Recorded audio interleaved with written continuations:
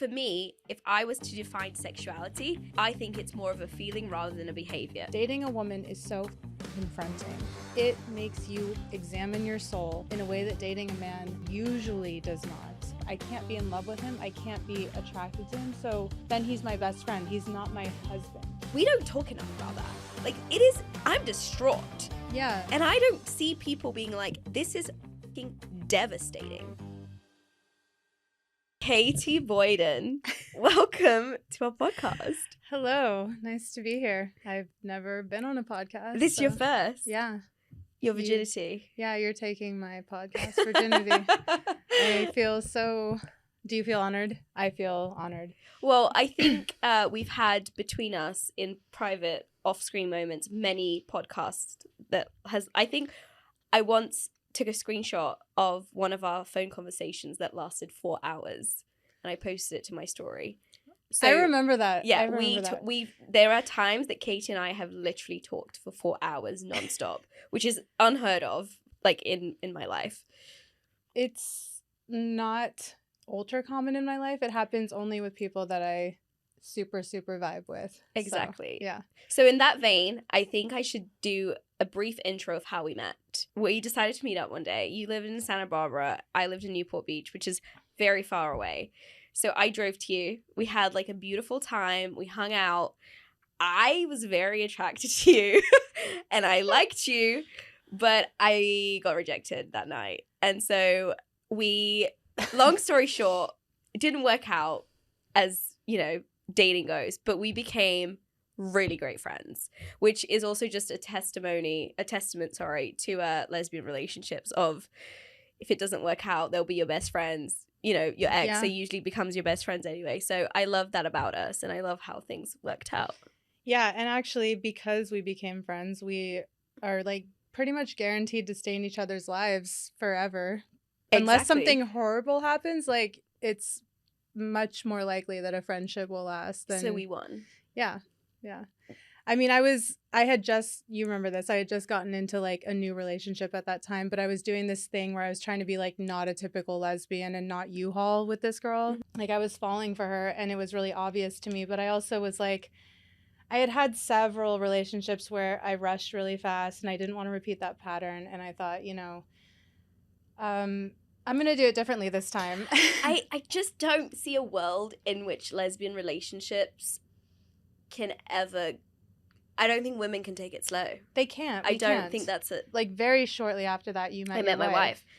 Yeah, and I think I remember, I might be wrong, but I think I remember even telling you about meeting her. Being like, it's okay, I've fallen in love. Like, I moved very fast. And I mean, do I regret moving fast? No, but then there's also parts of me that maybe I wish I had like met her earlier so that we could have like had more time to like, do the thing, do the talking, going on dates. But I was literally leaving the state she lives in when I met her. So I almost had to move fast because I was like, I want to make this work. So I kind of had to go all in. But anyways, I digress. I think what I want to tell everyone is, obviously that's the genesis, that's our origin story. But then you quickly became, and I think I tell everyone whenever I do talk about you, you are one, and the reason I have you here today is that you're one of the wisest people I know. And wow, okay. You really are. And I think that, in life you have friends for everything. The friends you go out with, the friends that you drink with, the friends that you watch Netflix with, the friends that you cry to. And I think you are someone that only very few people in my life, I could literally tell anything and you just get it. And then not only do you get it, you literally send me like an odyssey about how the theory behind how I feel. So you're just really amazing in that respect. And that's why I wanted you here today to unpack so many of these topics that we're talking about. Well, thank you. And likewise, I remember I think we've had several multiple hour calls at this point, at least. Like 4 might have been the record, but we've had 2-hour calls, 3-hour calls. And one of them, early on when I met you, I remember thinking like, this girl is so layered, so brilliant, so like diverse in her interests, And that's why when I told you, I was like, I just fell in love with someone, so I can't really like date. but you're awesome. And actually, like, I mean, I felt so awkward with that whole thing. Like you said, with lesbians, we're sort of lying to ourselves when we think we can do that when we're already like caught up in someone. But I was like, but this girl from Hinge is fucking cool and I want to know her. And then like 2 months later, you're like, I met this woman in Hawaii and she's amazing. And it was like that fast, right? It was fast. But then it's so awesome that you were still in my life then, because I was able to speak to you about my wife. Yeah, I was like, we were giving each other advice on those relationships really early on.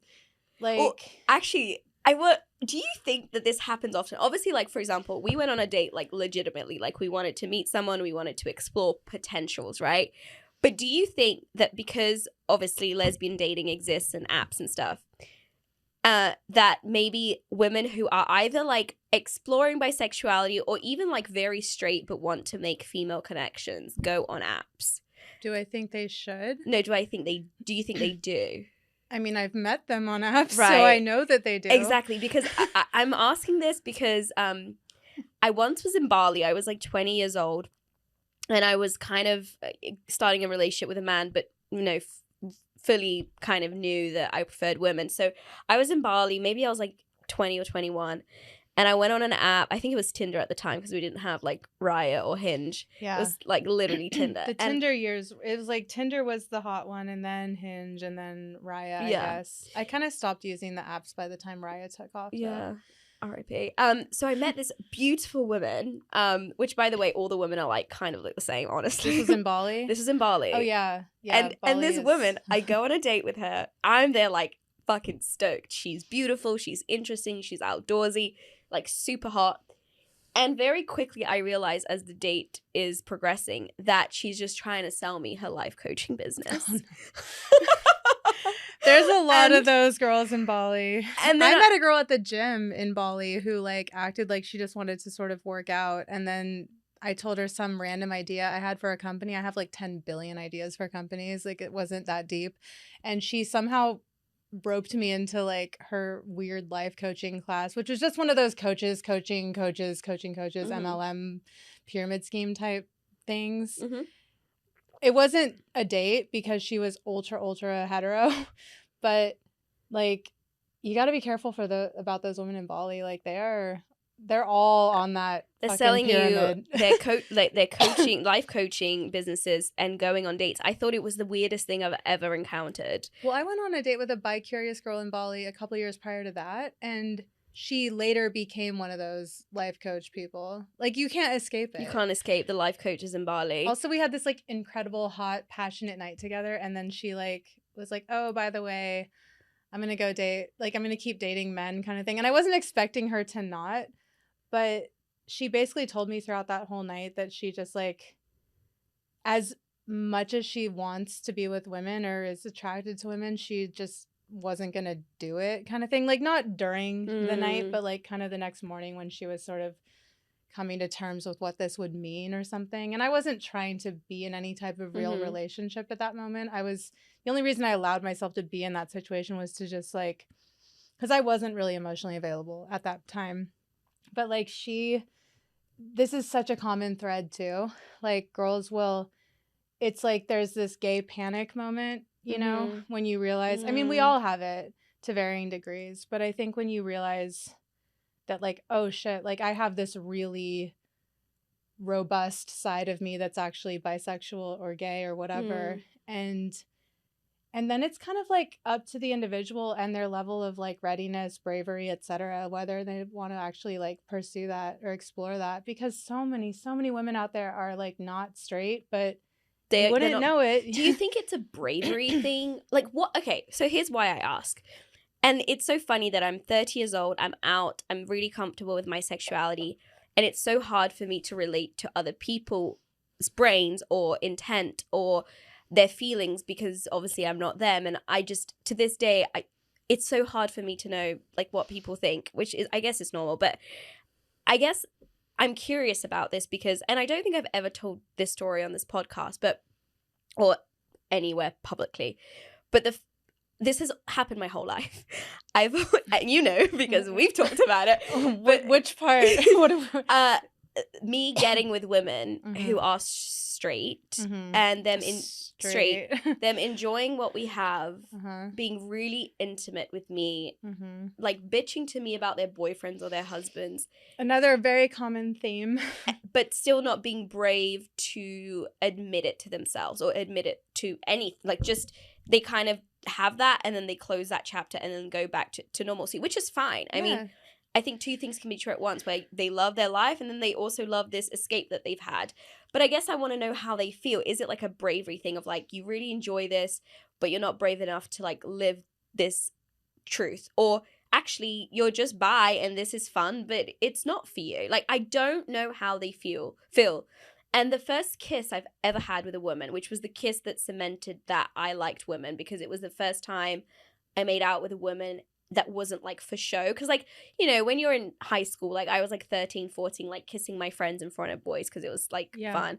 And it's funny because even then I was like, I'm kissing my friends. It's not exactly like sexual or nice. Yeah, that actually confused me. Once in high school, I was dared to kiss one of my best friends for these boys, you know, just that typical thing. And she's like, so my best friend. She's still like, my best friend. I'm 40. Okay, we were talking today while I was in traffic trying to get here, and we were talking about like she was sending me like fucking TikToks or whatever. Like I've known her since we were 15, and when I kissed her, I was like, maybe I'm not a lesbian because I'm not attracted to her like at all. I was kind of like not icked out, but just like, whoa, this is bizarre. It's like kissing my sister. Kissing my friends made me straight. Like I don't. It was. And weird. Also, she's so hetero.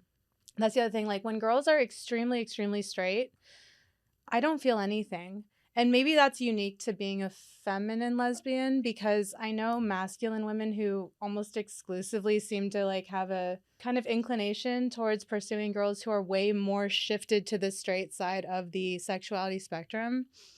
And maybe that's just kind of naturally where the polarity falls with those energies, like with more masked girls. But for me, like if a girl does not have a little bit of gay in her, it doesn't matter how hot she is, how smart she is, how cool she is. Like my best friend is all of those things, and I wasn't remotely attracted to her. And I've met like 12 out of 10 girls in all sorts of contexts, and same. If they are very, very genuinely straight, not attractive, I don't feel anything. Same. And even if I kiss them, it's like whatever. I agree. My new gaydar, besides just getting vibes from people all over the world, which happens constantly. It's the vibes. It's the gaydar. I mean, this has happened to me in the middle of the Dolomites, in the middle of Calabria, like remote regions and villages of Italy. It's happened to me in Spain. It's happened to me in Kenya, like Guatemala, like everywhere. We're everywhere, you know? But it's also equally true that girls are, like, I think the gay community forgets that there's actually really straight people, like really straight people.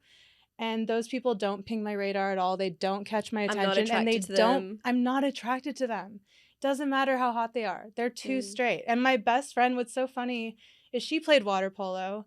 She is very like strong-willed. She's an attorney now. She's a badass prosecutor. Like she has a lot of kind of, she's not masculine, but she has like strength and like masculine energy somewhat in her, but she's also deeply feminine.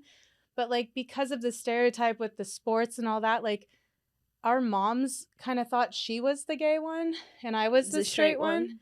And it turned out to be completely opposite. Like, she is so straight. She loves, like, lumberjack, big, strong guys, men. You know, she has 2 kids with this guy who's, like, such a manly man, you know? Yeah. And, I mean, he's very kind. He's wonderful. But I'm just saying she couldn't be more straight. Yeah. And she's always joking about it, like, I wish I was slightly bi or gay, I wish I had a wife, like, you know. I mean, she loves this guy, but I'm just saying, you know, she's one of those. That's the other thing, is I will not, it's hard for me to be friends with women who don't really get how special women are and who put men too much in the center of their lives, and like every conversation revolves around it. Like, okay, your dating life, let's talk about that, but there's sort of a way that certain women are obsessed with men, like, but not in like a sexuality way, like a subordinate way or something, like where the men just get center stage all the time in every aspect of life. And those are the girls that I think give bisexual girls that bad reputation with lesbians, because they're the ones that like kind of dip their toes into this world and then panic and run the opposite direction. And like, I don't think they're any less bi or even gay.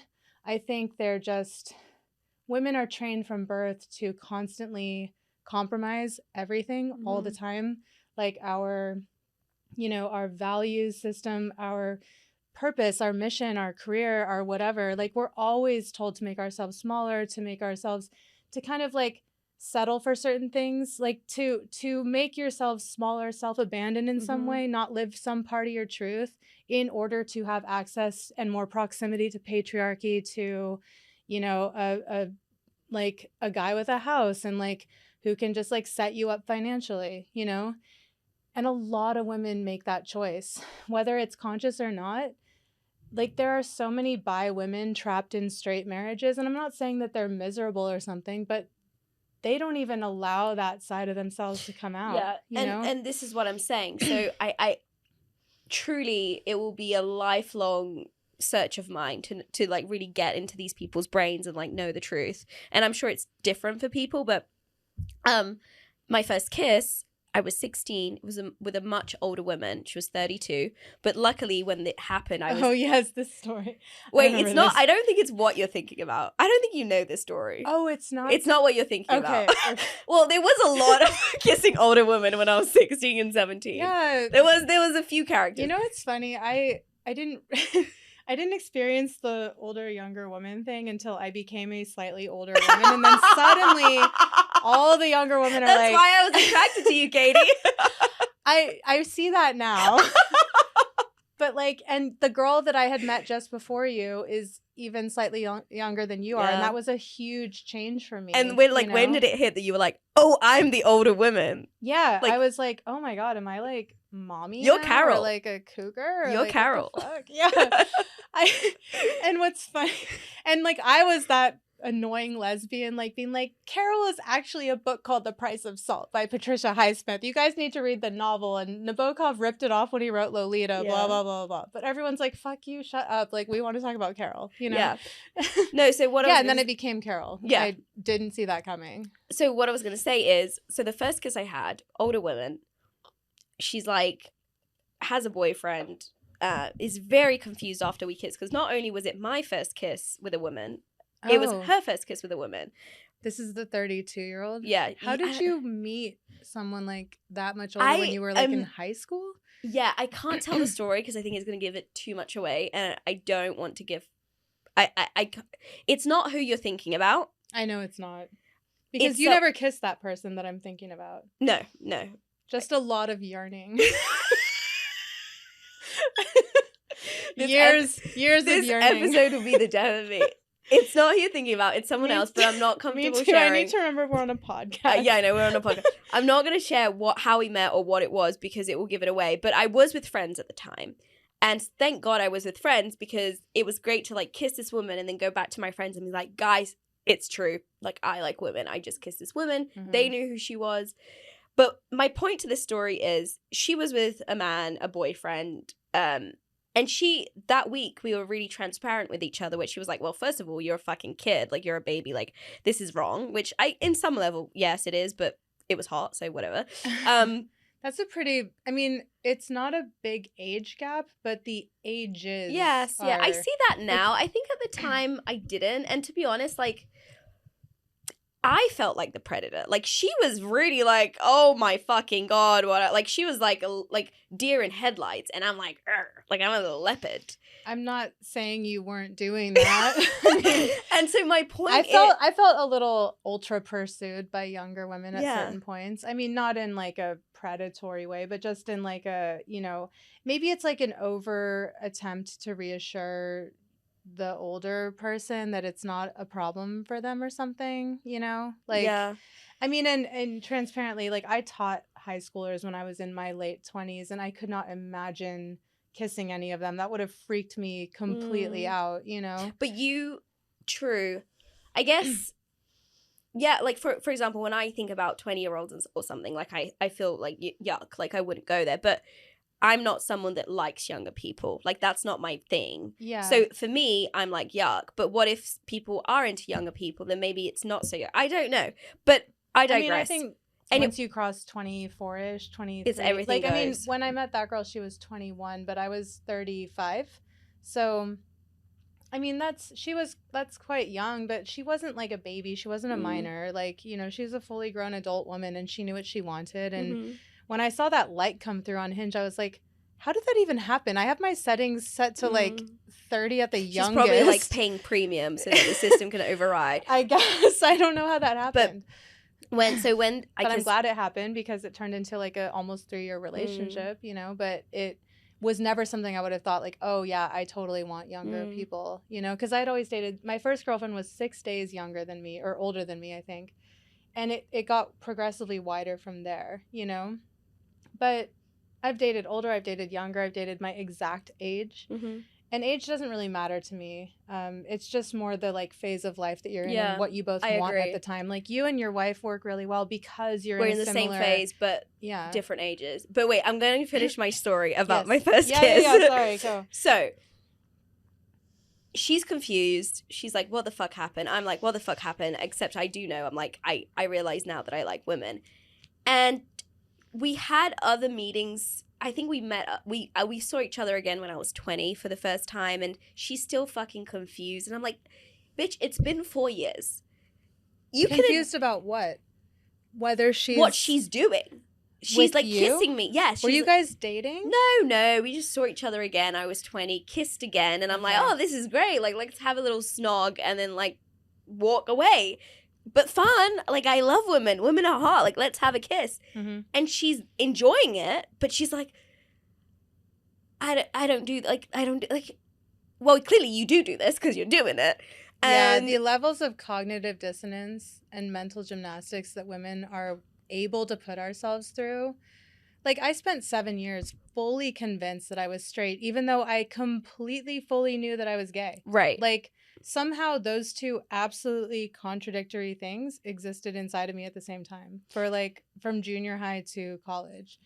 So I guess that's it. It's just like, I just wish women, and then obviously, you know, the other scenarios in my life that I've had where those were longer dynamics and more complicated, of just women not being able to really admit to themselves what they're doing or what they like. And then as a product of that, leaving the other person involved very fucking confused. It's a canon event for lesbians. Chappell Roan wrote a song about it, you know? Good Luck Babe is literally this storyline. I love Good Luck Babe. Did you know that? Have you like paid attention to the lyrics? I mean, I could guess because the bridge where she's like, yeah, when you wake up next to him in the middle of the night.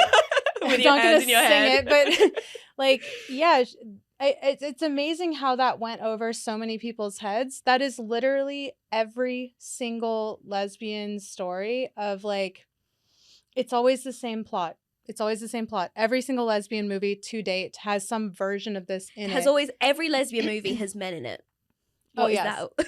Well, it's because this is what you're asking, right? You're saying, why do these bi girls kind of flee back to men? I mean, look at the lesbian period pieces. They all end up tragically. Like, everyone, like, people die. Like, one of the girls goes back to men, blah, blah, blah. Like, I just want to say, also, lesbians are not mentioned in the Bible. And homosexuality is, like, emphatically condoned in the Bible, but for men. Like, so gay men are both believed and more vilified. Lesbians are on the opposite spectrum where no one takes us seriously, especially if we're femme, but we're not as vilified unless we're approximating masculinity. Like, masc women are more overtly discriminated. You know, like, hey, why are you wearing men's clothes? Blah, blah, blah. Like, be a woman, blah, blah. Like, that whole thing, the gender kind of blurring those lines. And also men just can't stand when, like, a masc woman has, like, a beautiful femme woman on her arm, because that's, like, close enough to what he is. It's a threat. And men, I mean, men constantly have told me, I thought I would eventually age out of this, but it still happens where guys will come up to me in bars or cafes or whatever, they hit on me, and then when I tell them I'm gay, it's some version of like, you haven't met the right man yet, you haven't had my dick yet. Sorry, I don't know if I can say that on this podcast. You can say whatever you want. You haven't, like, can I have a threesome? Like, you know, it's always some version of, can I try to change you, essentially. Like, we are not so targeted, but the reason we're not targeted is not because people don't like that, not because society is not homophobic. It's because people don't believe that lesbians are real. They cannot fathom sex without a phallic object, member, whatever. They think we all require strap-ons, for example. Gigantic myth, you know? So much effort. Like, by the time you get that thing on your body, like, everyone doesn't care anymore. Moment's gone. I tried that like once or twice, and I was like, yeah, no, never again. Not for me. Moment's gone. Yeah. You're so right. And so actually, this leads me to this question. We're both quite feminine. I mean, we're both very feminine. Yeah. And I think I've talked about this before, but growing up, that was a real challenge because I didn't know how to meet women because I didn't have a label fucking attached to me, and I didn't have this overt signal that I was more masked, therefore potentially gay. It was a struggle growing up. I think obviously it got better with age when I was more comfortable just saying to people like I'm into women. How have you approached like female relationships or intimacy or dating, knowing that, I mean, you said it's just vibes, and I agree. I think every straight person I've been into and met and like have kissed or have dated, I can look into their eyes and just know that they would finger me. Yeah, it's in the eyes. It's in the eyes. I don't know how to explain this, but there is an energy about.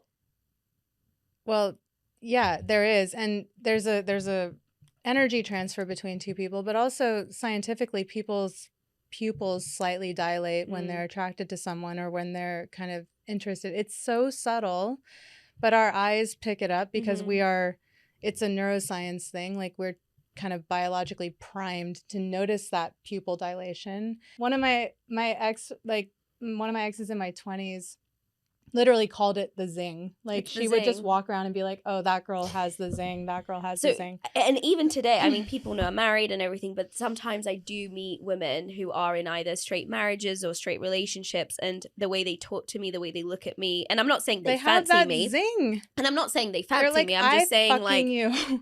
Yeah, I'm like, and again, I'm not saying that they want to do this with me, but I'm just saying, like, oh, like, you have a potential. And I do believe that, like, for bisexual women that are bisexual, but, you know, haven't explored it, like, it's like a predisposition that hasn't been awakened, or it has been awakened and they're just not, like, for whatever reason, brave enough or ready enough, or for whatever reason that they don't want to go down that path. Yeah. Are you asking me what I think the reason is? Like, I have some theories on it, and there's been a lot of, well, not enough research, but I wrote my senior thesis on lesbian porn, right? And I made a documentary about it. Can I see it? Yeah. Is it called Loving Annabelle?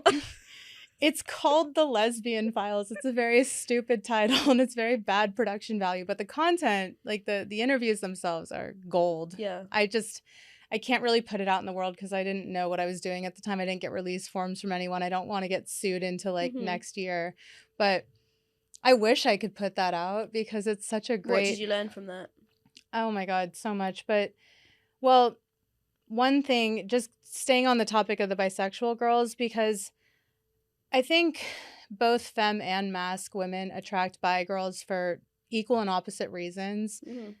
The masc girls tend to attract, though, the girls that are kind of more on the straight side of the spectrum. So I would say that they get burned harder and more often with women, like, leaving them for men. And they're more in direct competition with men, even though they shouldn't be and they aren't.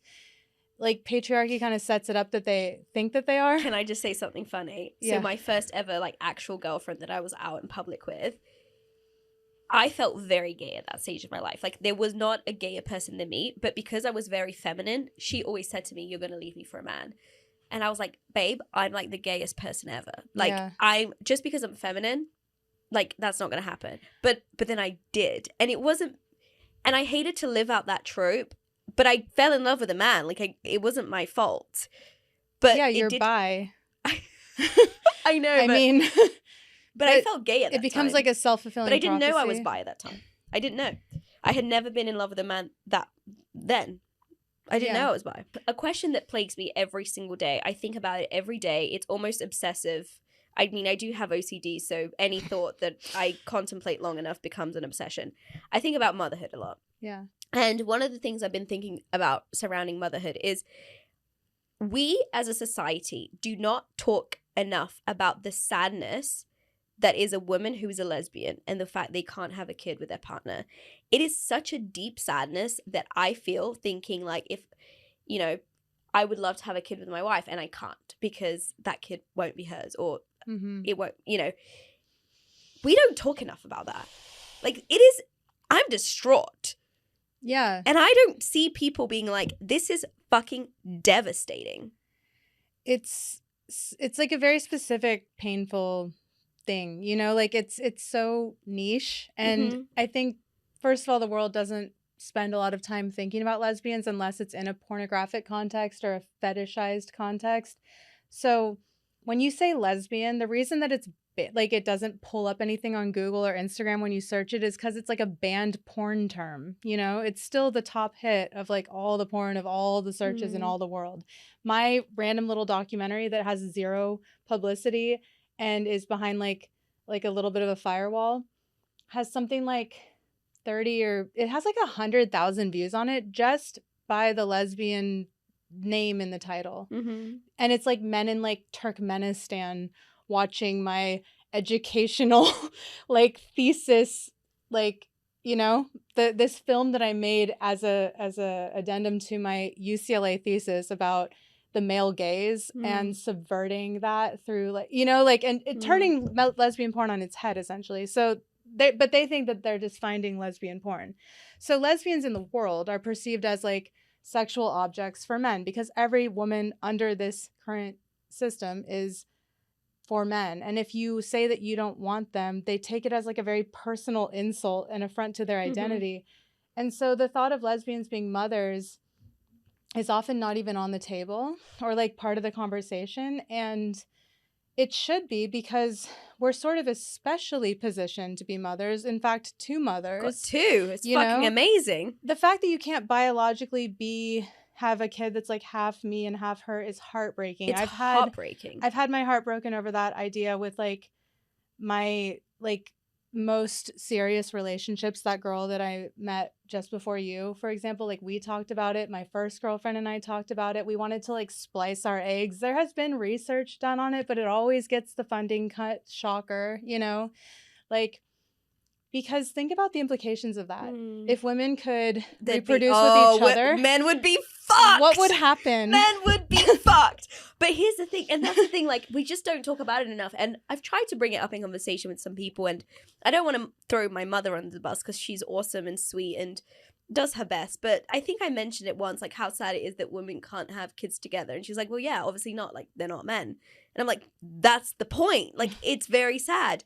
And maybe straight people can't relate. Like, maybe straight people is like, duh, yeah, like, obviously two women can't make babies, duh. Like, it's like you can't have infinite lifetime supply of orgasms and emotional depth and biological children. Yeah, like, you with can't the same have person. it all, lesbians, okay? You either get like a house, and like more financial stability, like, and bio actual children. Fair play of domestic labor. Like, what? Yeah, or you get like, you get off. And you get like, you have like emotional, like, understanding that a lot of men... You can't have kids, okay? And, like, and then it's like, God was like, but, you know, if we gave you biological children with each other, that's too much. Yeah. That's too far. The lesbians would be too powerful in that case because we would...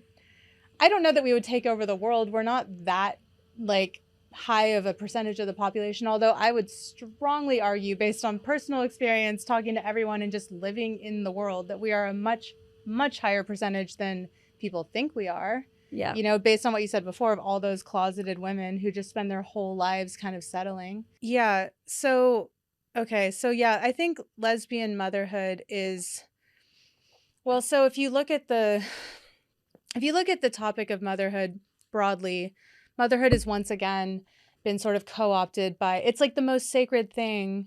Well, okay. It's not the most sacred thing a woman can do because I'm not trying to like throw shade at childless women by choice. And I mean, I have no idea what my fertility is. I've waited this long to have kids potentially. I don't even know if I can, you know? So there's much more to a woman's life than being a mother, but it is something that sets a biological female apart from a biological male, or assigned male at birth, assigned female at birth, you know?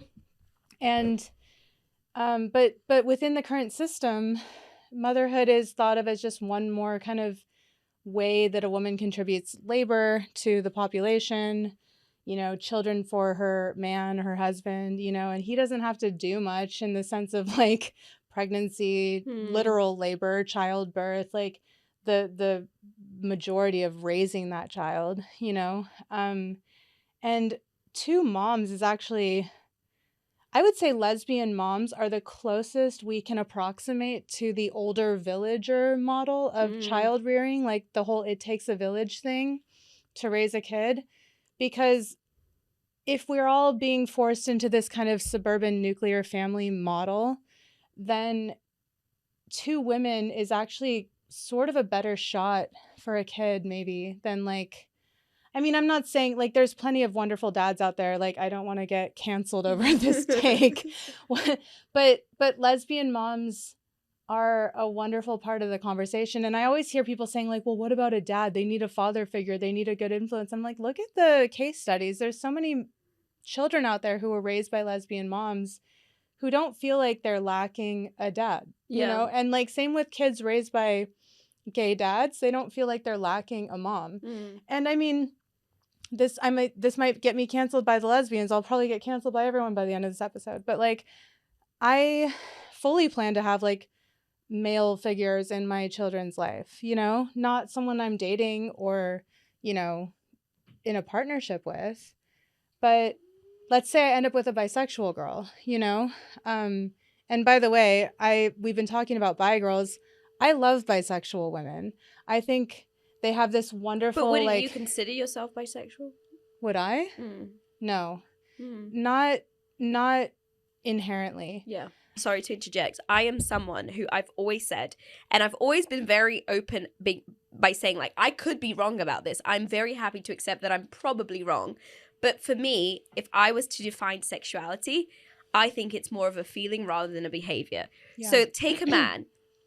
If a man are always in love with women, they feel like they like women, but are constantly fucking men, I wouldn't call that guy bisexual or gay. I would still say he's straight, despite fucking guys. To me, that it's more about the feeling rather than the action or the behavior. It's a controversial take. I could be wrong. I'm probably wrong. But how I define sexuality is much more about the feeling of how you feel towards someone. So it's interesting you say that, because I would actually say my controversial take is maybe almost the opposite of that, but kind of the equal opposite. Okay. And I think what you described is a very elegant way of describing bisexuality, because your inherent ability to be physically sexually attracted to people is broad and covers the spectrum. But isn't it also the feeling of like, I've been in love with men and women? Yeah, but that's part of bisexuality, is being able to be in love with different genders, you know? For like the way I see it, and I think we're kind of both right, to be honest, because everyone, like, there is no objective truth here. Everything is subjective and everything's filtered through our own lens and our own experience. Yeah. So I'm not sitting here saying like I have the take of all takes, but like, so for me, like inherently physiologically, I don't generate desire for men. I don't feel physically or like sexually attracted to them at all. Like in a context where like the times that I've been with guys, it was either when I was going through my little freak out period and like literally just trying to get pregnant, which was kind of an ill-advised way of going about that. Don't do it, to be honest. And a couple of things happened during that period that sort of were signs of like, this isn't a good idea, you know? It wasn't anything like, it was just like obvious to me that like I needed to slow down and like think about this logically, you know? But I had this moment also where I was like, do I really want like an anonymous sperm donor? I want to at least know who this guy is, if he's like a good person, you know? Like rather than just looking at a genetic breakdown. So it's so interesting you mentioned that, because that's, I think, part of the reason why I have always found it devastating that I can't make kids with a woman is because... Yeah, because you're in love with that woman and you want to have her babies. But I think it goes deeper than that, that like, okay, let's say I need to have a sperm donor. Like, I want my kid, if I need a sperm, then I want my kid to have a dad, because it's like, okay, there's a sperm involved, so you might as well have a dad or have someone involved. Or like, I want to know the guy. Like, I want to know, and I want to, if I want to know, then I want them to be, you know, it's just like so confusing. Yeah. And I don't like the idea of an anonymous sperm donor, which obviously is the route most lesbians go, which, like, of course, it makes total sense. But personally, I don't know if it would be for me. Well, I've kind of arrived at that, but I didn't want to, you know? Like, unfortunately, my lived experience of dealing with men and trying to make some kind of arrangement with them of like, so listen, it was only 2 guys that I tried this with, by the way, and part of the problem is that I'm so gay that I can't have sex with a man for the amount of time that it would take to conceive. Like, I think you need to do this for like a year. I could barely get through like once, you know?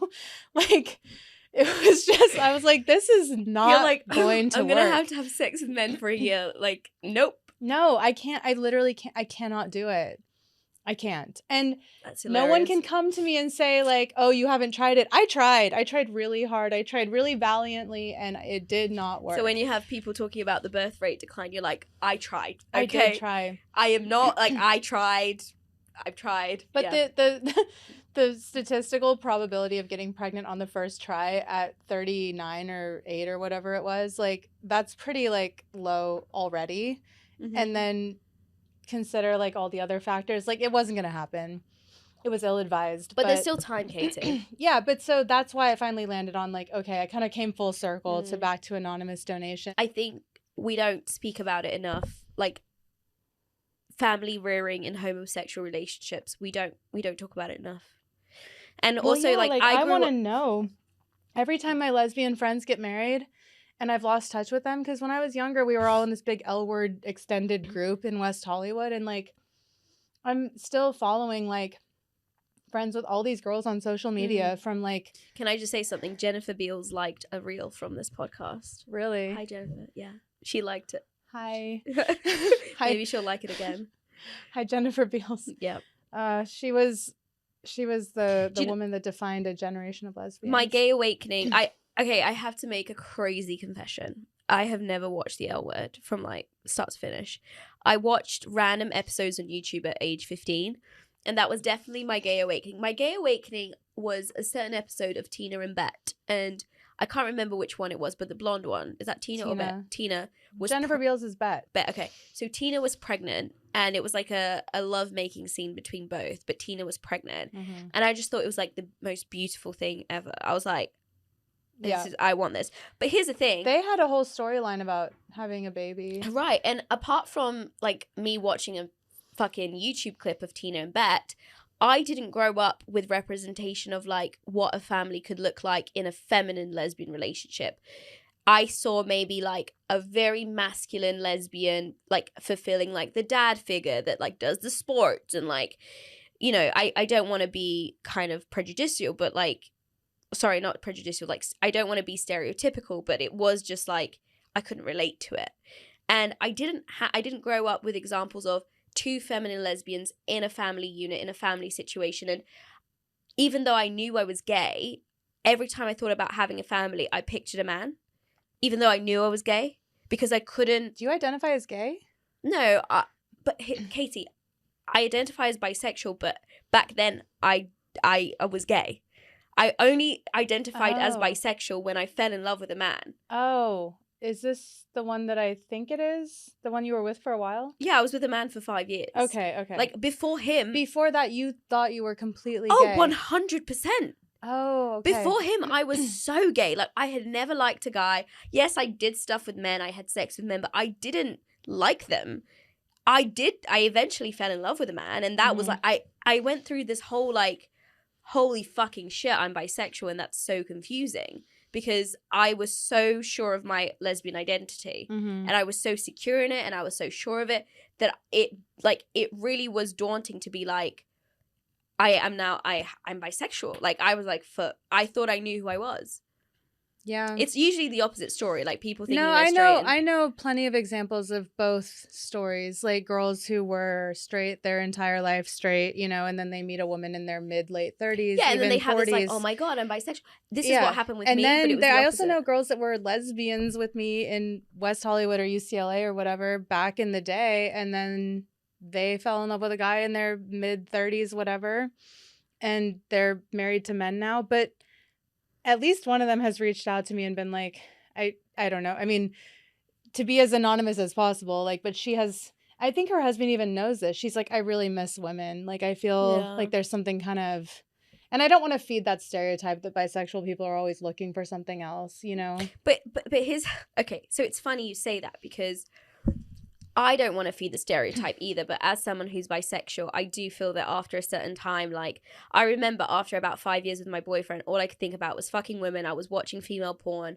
I was just hungry for it. And then with my wife, which I love her and we're very secure, but when I think about, like, you know, if I'm not thinking of her, I'm actually thinking of, like, men, which is scary, because I'm like, I don't want to think we all of have an men. inclination to want what we don't have. It's kind of a grass is greener thing. It can be. Yeah. I mean, and also this sort of, beyond sexuality aside, this really speaks more to human beings' sort of inherent hypocrisy between monogamy and polyamory. You know, people are more attracted to multiple people than they want to admit, I think. Oh, 100%. Even if they're 100%. fully, completely capable of being 100% monogamous and very loyal and very committed to their partner. I mean, even Esther Perel said something really profound, which was, you know, it used to be one person for life. Now it's one person at a time. So are we really monogamous if we love all these different people over the course of one lifetime? Oh, that's interesting. You know, it's a linear progression. They don't overlap usually. I did have ideally. some Ideally, they don't overlap.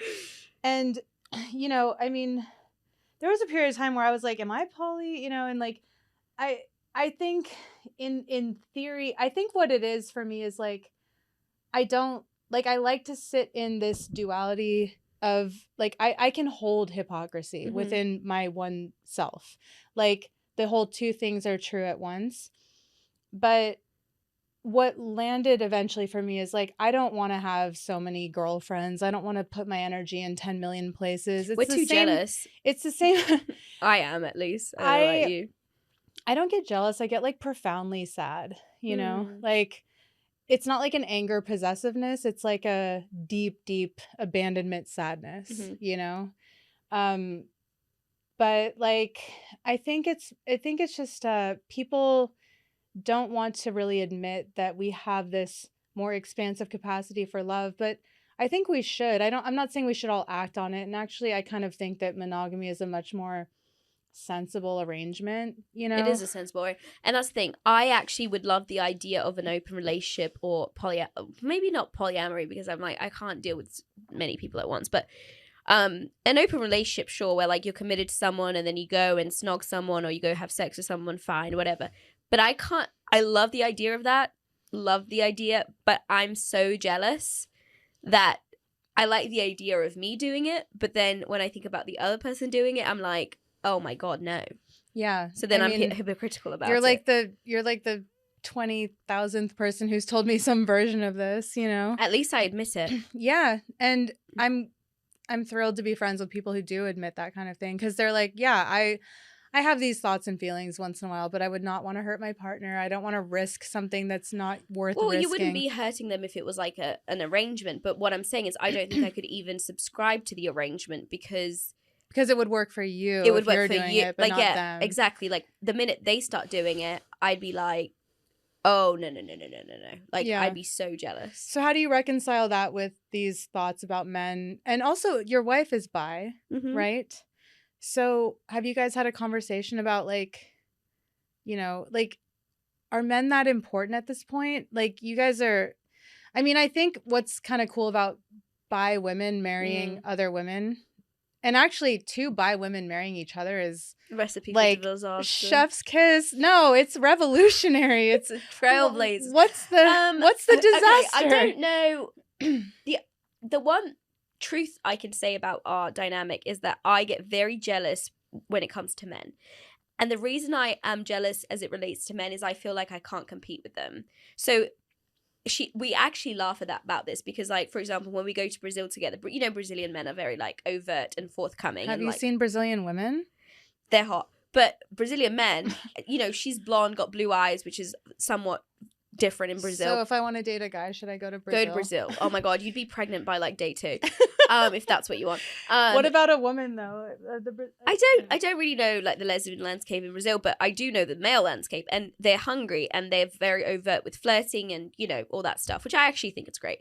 And I take her to Brazil and we're walking the beach and it's just men after men after men looking at her like just, and we laugh. That's really cool though. Like, I mean, but then we laugh about this because I'm there like, "Urgh," and she's like, "You're like a chihuahua, like you're like this barky chihuahua," because I'm like, "Rrr, rrr," like, you know, I'm like trying to fend them off. But the reality is, I can compete with 6'2" muscular men. Why? Why do you think that?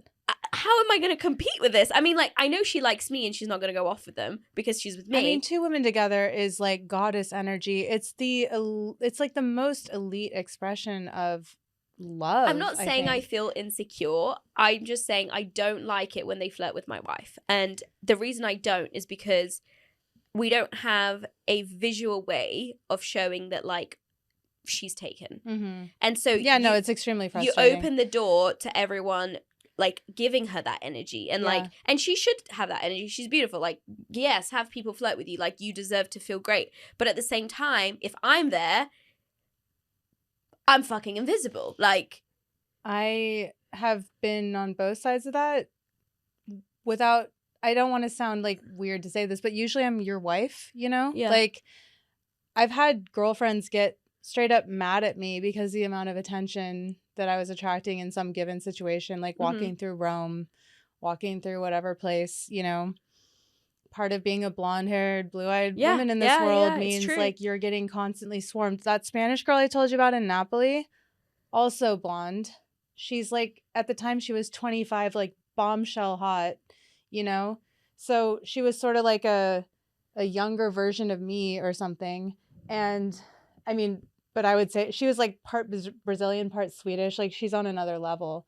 And when I tell you that we had to like run for safety when we dared to kiss in like a public space. Yeah, I can't even imagine. Like, the amount of like mobbing that happened to us and being like swarmed and surrounded and shouted at by men and followed down the street and like stalked everywhere. Like, it was intense. Yeah. So and no amount of like, we're not interested, we want each other. Like, we were literally making out with each other. And people, you've been to Italy, people make out all over that country all the time. Everywhere you look, some straight couple is making out on a bridge, under a tree, by a church. Brazil too, yeah. You know? And God forbid 2 feminine women do it. I mean, it's bad enough here, but there it was like we were just like setting flares off, being like, come, you know, and luckily it's changing. I don't think blondes are like as trendy anymore, thank God. But at least when I was younger, it was like a big thing. And you look like you've come out of Blue Crush, Katie. Which also, by the way, that movie, by the way, I was with gay awakening. I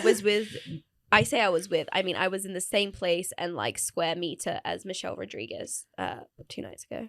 I saw her many, many years ago. She's hot. She's still hot. She's aged a bit, but she's beautiful. But wouldn't aging be good in your book? Of course. I was like, you're the hottest person in here. Like, there is no one else. But she, like, I really wanted to tell her she was my gay awakening, but then I thought that would be really weird. So I just stared at her. Gay? She looks fucking gay, but I don't know. She has to be. I feel like I don't want to like out a celebrity when they're like not out. Well, I feel like I read that somewhere. No, I think she identified as bi. Yeah, Blue Crush was a huge. Blue Crush. That was a huge part of my gay awakening. Have you seen The Hunting Wives? You want to know what my actual gay awakening? No, I haven't. But you're like the 15th person who's told me to watch that show. Why? Why is it so? It's incredible. You have to, Katie. Okay. It's unbelievable. Oh my, we have to offline about this. Okay. Unbelievable. So who was your gay awakening? Jessie J. Jessie J. And the reason she was because I saw myself in her. Like, I could relate to her. She was like the only person growing up that could represent what I was, because she was really feminine and not scared to say she loved women, even though she didn't subscribe to what people's idea of a lesbian was. Yeah, one of the reasons it took me 7 years to come out, between realizing that I was gay and like publicly declaring it, was exactly that. There were zero femmes in media. The only lesbians in media, like, I figured out I was gay in 1998. I had several gay awakenings. There were 3 that I remember. One was Shakira, Tour the Mongoose. I was the only non-Latino person in this entire... I was in the San Jose Sharks auditorium, like the hockey stadium in San Jose. I dragged like my straightest friend who doesn't speak Spanish, who didn't give a fuck about any of this, to this concert. And I like knew all of her songs, and I was like up on my feet, like twerking, singing. Yeah. And she was like with the chandelier on her head doing the fucking belly dancing. And I'm like, oh my God, I am feeling things that I shouldn't be feeling for this woman. The other one, Olivia Hussey in Romeo and Juliet, the 1960s one where they're like actually teenagers, and I was actually a teenager. I did, in English literature, we watched that film growing up. But I will say it was the Leo version of Romeo and Juliet, with like the aquarium scene where they're like... Oh, the Baz Luhrmann film? That was gorgeous. Oh my God. Like, Leo in that film almost made me be like, do I like boys? No, because he was so pretty. I wasn't looking at him. I wasn't looking at her. I think what that film awakened in me was this like idea of love and like idea of like synchronicity and magic and like just magic. Like, there was just no... it was amazing. Yeah. The chemistry that he created in that film was unbelievable. Olivia Hussey, though, like, I would say her and that actor, they didn't have the same chemistry that Leo and Claire Danes did, but she was so freaking hot. And I remember watching it in English class in like a Catholic high school, wearing my little dress code clothes, like fucking corduroy pants or whatever the hell I was wearing, and thinking like, I shouldn't be feeling this, especially at school, you know? And then we had to go to chapel the next period to like do our little confession. I'm like, I'm not saying... Like, they gave me a pamphlet that was like, in case you are wondering what to confess to the priest as like a non-Catholic, because they like asked who was like not I Catholic. had to confess as well at like 16 because I was doing like first communion as a 16-year-old. And I read through this list, and like the second thing on the list was like homosexual thoughts, and I'm like, not confessing. I'm gonna be struck by lightning and die if I... And the priest ended up being like a creep. Like, he was watching us in the spring musicals through the double-sided like window mirror thing in the changing room. Like, he got fired and like moved to a different parish, as they do. But the third one was Liesel in The Sound of Music. You have like, weird gay awakenings. And when she dated Rolf, I was like, first of all, don't date a man. Second of all, he's a fucking Nazi. Like, wake up, girl. Okay, so to finish this off, because we're running out of time, what is one myth about lesbian or bisexual relationships that you would want to dismantle? And I think this is something that we learn every day too. A myth? Yeah. Well, what are some myths that you've heard? And tell me a myth and I'll dismantle it. How about that? I mean, I can't now I've started thinking. Who's the man? How about that?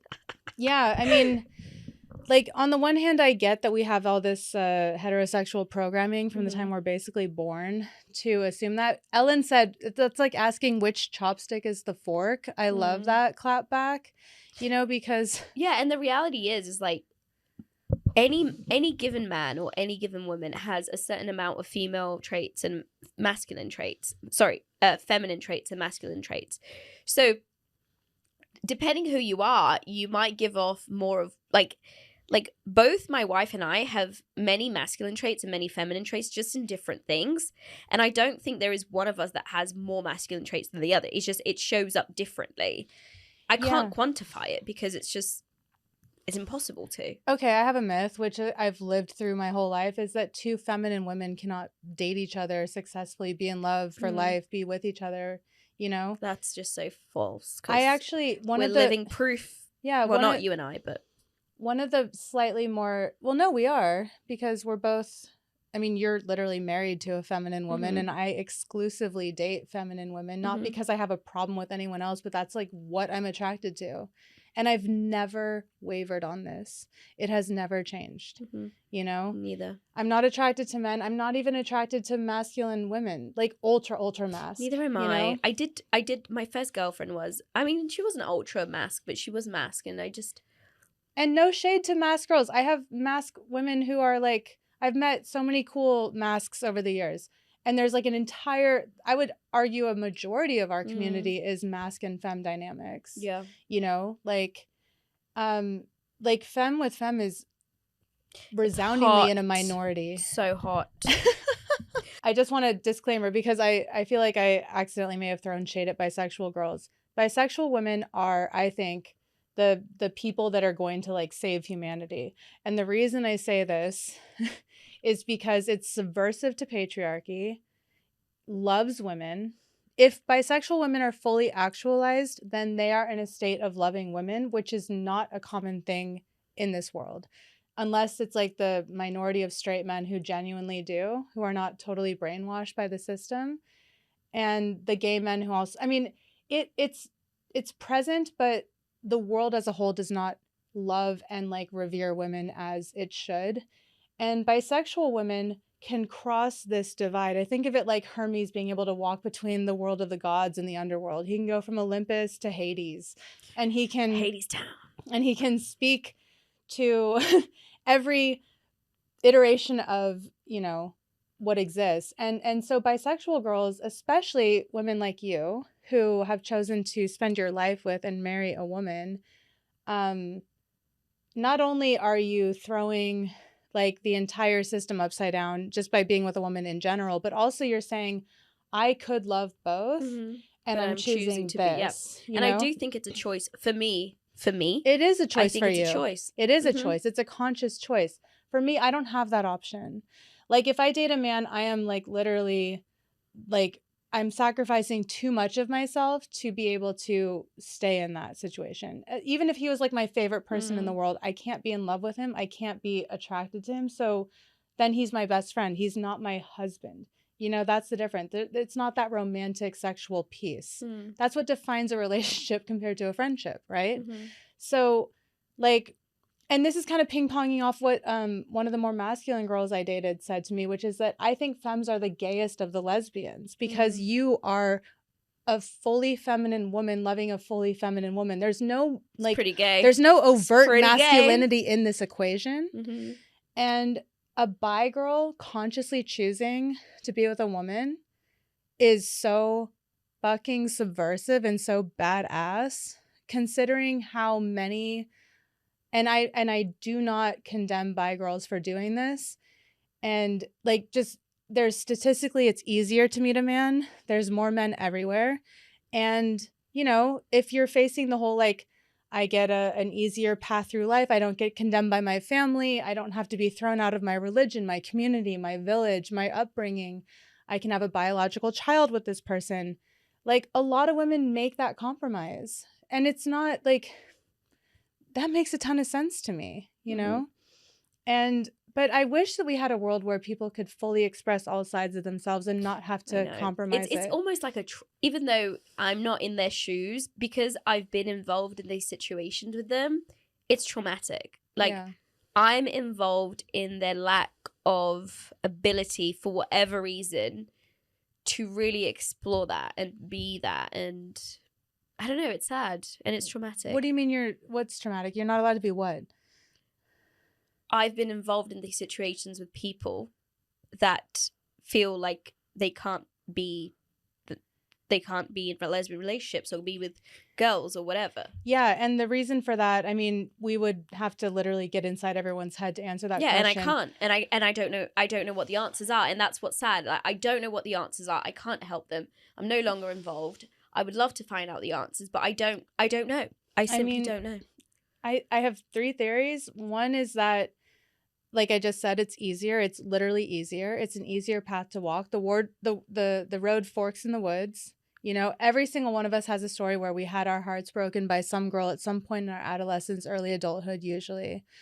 One goes gay, one goes straight, you know? She takes like Taylor Swift. I think she's gay. Are you a gayler? I'm a gayler. No, I'm just no. I'm not. Oh gosh, I don't think we even have the time to. I'm not a gayler. I think she's very bi, but I also think she very much loves Travis, and I think that she's making the right choice to be with him. Yeah, I don't know, but where I think I she was land very on Taylor. gay with Carly Kloss. For sure. I have two gay. strong Swifties in my life who are both straight, and they both emphatically disagree with the gayler theories, and they know her life so well that I like you're like, default okay, she's to their straight. opinion. She's straight. You got me. I don't wade into that debate because I don't have enough information, but just listen to one of her new songs. It's called "Ruin the Friendship." Well, I mean, yeah, there's theories that Elizabeth Taylor was like maybe a lesbian who had these sort of publicly arranged marriages. Do you think Shakespeare was gay? Shakespeare is Definitely. Canonically bisexual. Yeah. Like he wrote sonnets about men and women, very passionate, very very evenly. I studied Shakespeare. Like he's bisexual as fuck.